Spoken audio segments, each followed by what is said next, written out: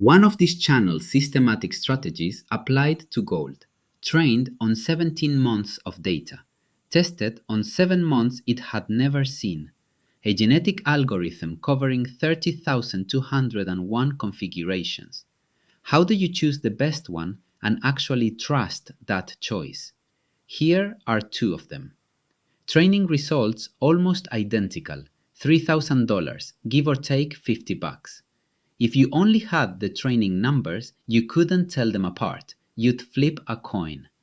One of them went on to make even more money on data it had never seen. The other one lost 2/3 of its edge and its drawdown tripled. Same training numbers, completely different reality. Today, I'm going to show you the test that tells you, before you risk a single dollar, which configuration you're actually looking at. Here's how most people build a strategy. You test hundreds, sometimes thousands of parameter combinations. You rank them by profit. You take the best one. That process is broken by design. Flip 10 coins, 8 times each, and one of them lands 7 heads in a row. Not a magic coin, just enough coins flipped enough times. Do it with 60 or 600 and it only gets worse. The same thing happens with backtests. Test enough combinations and the best one isn't necessarily good. It might just be the one that got luckiest on that specific slice of history. The more you test, the more this bias creeps in, and most traders never test for it. That's what combinatorially symmetric cross-validation does, CSCV for short. Let's build it from nothing so you can see exactly what's happening before we scale up to the real thing. Here's what you're looking at. 2 configurations, 1 row each. 4 date range blocks across the top, real weeks of calendar time, each holding however many trades that configuration actually took. Teal blocks are used to evaluate. Orange blocks are used to test.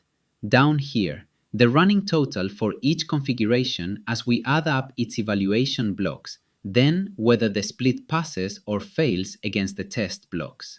This row of 6 dots tallies every split we try, and this box builds the formula, piece by piece as we go.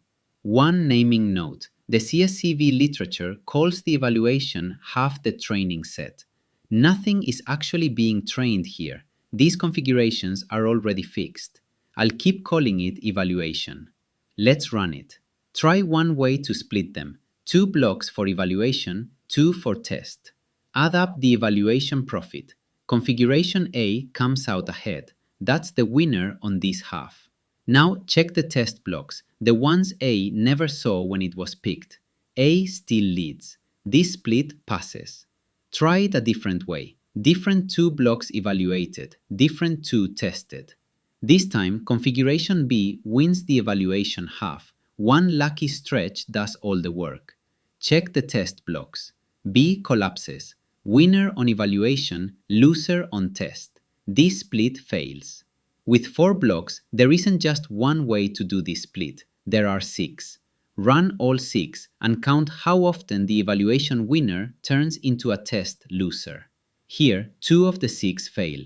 PBO 0.33. That fraction, how often your selection process points at a fluke, is the whole idea. Now scale it up. 10 date range blocks instead of 4. 31 real configurations instead of 2. 252 splits instead of 6. Let's not talk theory. Let's run it on a real pool. 31 candidate configurations of our ICT New York kill zone strategy on gold. All out-time tested between August 2025 and March 2026. Before trusting a PBO number, you have to pick the right number of date range blocks. Too few and you barely get any splits to test. The result is noise. Too many and some date ranges end up with 0 trades in them, which breaks the math. We checked 6 block counts. 4 blocks gives you 6 splits, not enough. The PBO swings wildly. 16 blocks starts leaving empty gaps. 10 blocks lands in the sweet spot. 252 splits, 0 empty blocks. With 10 blocks, PBO equals 0.349, better than a coin flip, but not a clean bill of health either. But the aggregate number hides the best part. Let's zoom into 2 of the 31 candidates by name. Call them 49 and 98. In training, 49 made $3,065 over 85 trades. 98 made $2,989 over 51 trades, $50 apart. If you were picking a winner from a spreadsheet, they're a rounding error from each other. Their entry rules look almost the same too. Same kill zone window, same liquidity pools, same sweep confirmation. The only real difference, 49 waits for a fair value gap with a bit more displacement required. 98 is looser. It'll take an optimal trade entry with almost no minimum displacement at all. Now watch what happens on data neither of them was picked from. 49, $3,214.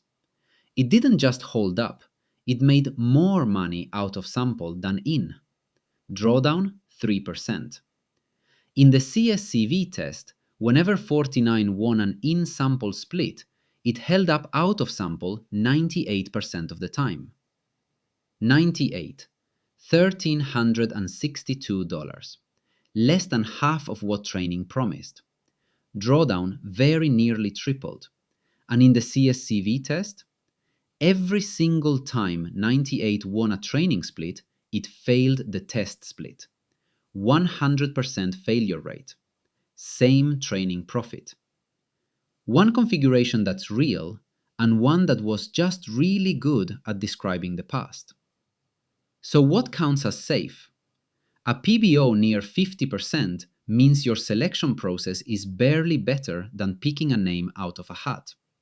The lower, the better. And just as important, look at the spread of results across candidates, not only the average. A pool where one configuration is rock solid and another is a coin flip in a trench coat is exactly what CSCV is built to expose. A backtest doesn't lie on its own. The way you pick a winner out of it can. PBO and CSCV are how you catch that before it costs you real money. Run it on every shortlist, every time, before a configuration touches a live account. Subscribe for more of exactly this kind of scrutiny. Trade the system, not the emotion.